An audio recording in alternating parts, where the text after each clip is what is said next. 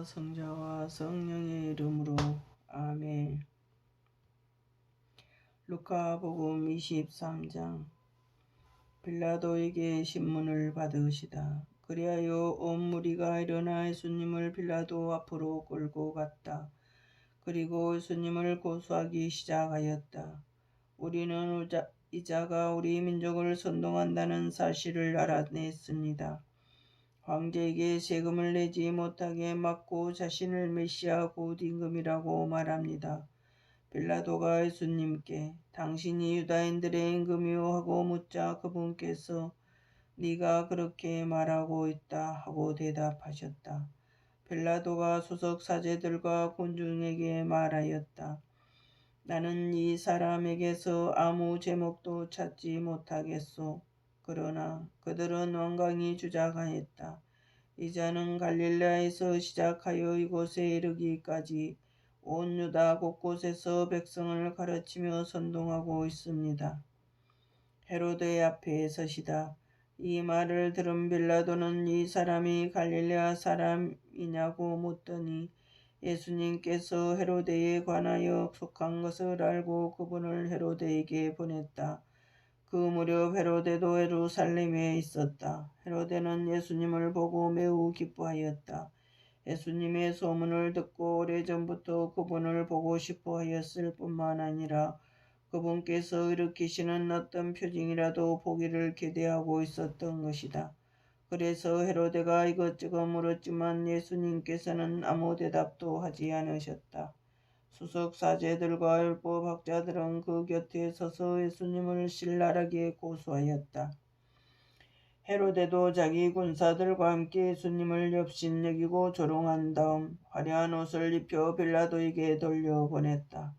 전에는 서로 원수로 지내던 헤로데와 빌라도가 바로 그날에 서로 친구가 되었다. 사형 선고를 받으시다. 빌라도는 수석 사제들과 지도자들과 백성을 불러 모아 그들에게 말하였다. 여러분은 이 사람이 백성을 선동한다고 나에게 끌고 왔는데 보다시피 내가 여러분 앞에서 신문에 보았지만 이 사람에게서 여러분이 고소한 제목을 하나도 찾지 못하였소. 헤로데가 이 사람을 우리에게 돌려보낸 것을 보면 그도 찾지 못한 것이오. 보다시피 이 사람은 사형을 받아 마땅한 짓을 하나도 저지르지 않았소.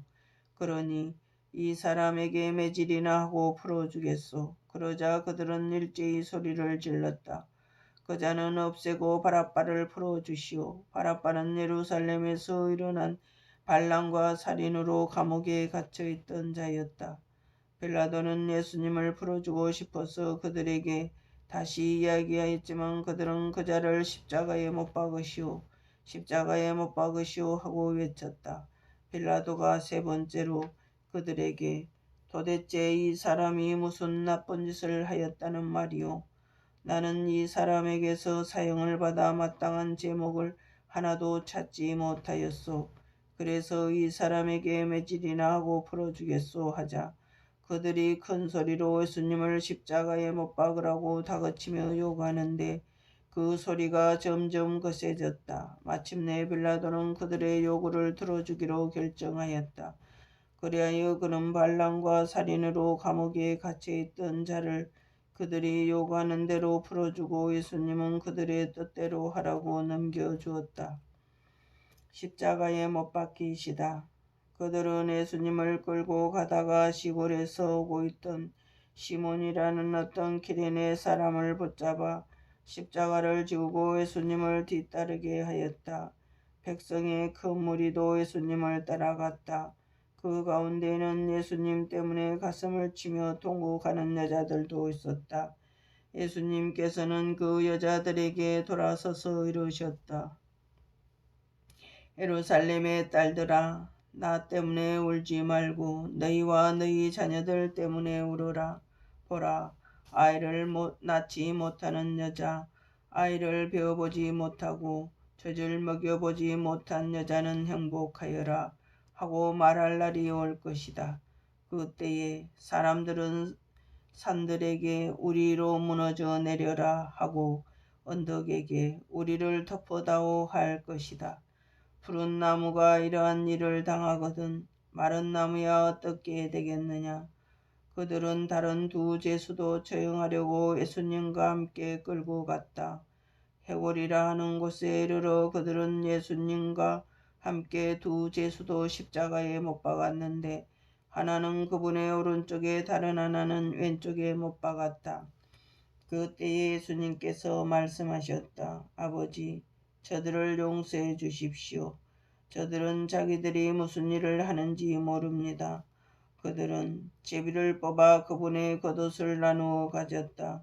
백성들은 서서 바라보고 있었다. 그러나 지도자들은 이 자가 다른 이들을 구원하였으니 정말 하느님의 메시아 선택된 이라면 자신도 구원해 보라지 하며 빈정거렸다. 군사들도 예수님을 조롱하였다. 그들은 예수님께 다가가 신 포도주를 들이대며 말하였다. 네가 유다인들의 임금이라면 자신이나 구원해 보아라. 예수님의 머리에는 이자는 유다인들의 임금이다라는 제명패가 붙어 있었다. 예수님과 함께 매달린 제수 하나도 당신은 메시아가 아니시오. 당신 자신과 우리를 구원해 보시오 하며 그분을 모독하였다. 그러나 다른 하나는 그를 꾸짖으며 말하였다. 같이 처형을 받는 주제에 너는 하느님이 두렵지도 않으냐. 우리야 당연히 우리가 저지른 짓에 합당한 벌을 받지만 이분은 아무런 잘못도 하지 않으셨다. 그러고 나서 예수님, 선생님의 나라에 들어가실 때에 저를 기억해 주십시오 하였다.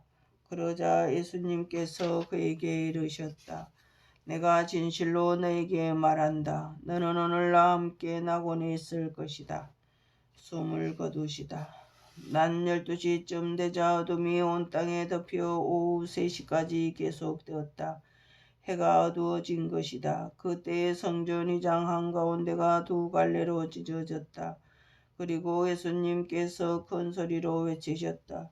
아버지, 제 영을 아버지 손에 맡깁니다. 이 말씀을 하시고 숨을 거두셨다.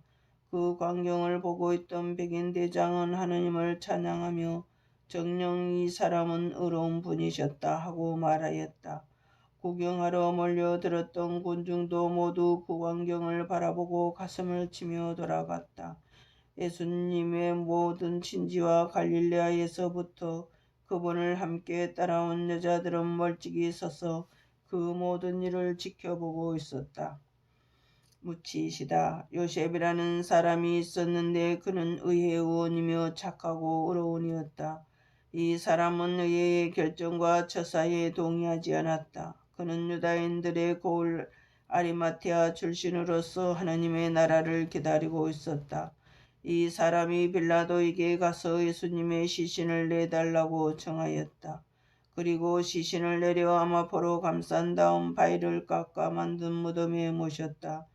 그것은 아직 아무도 묻힌 적이 없는 무덤이었다. 그날은 준비일이었는데 안식일이 시작될 무렵이었다. 갈릴레아에서부터 예수님과 함께 온 여자들도 뒤따라가 무덤을 보고 또 예수님의 시신을 어떻게 모시는지 지켜보고 나서 돌아가 향료와 향유를 준비하였다.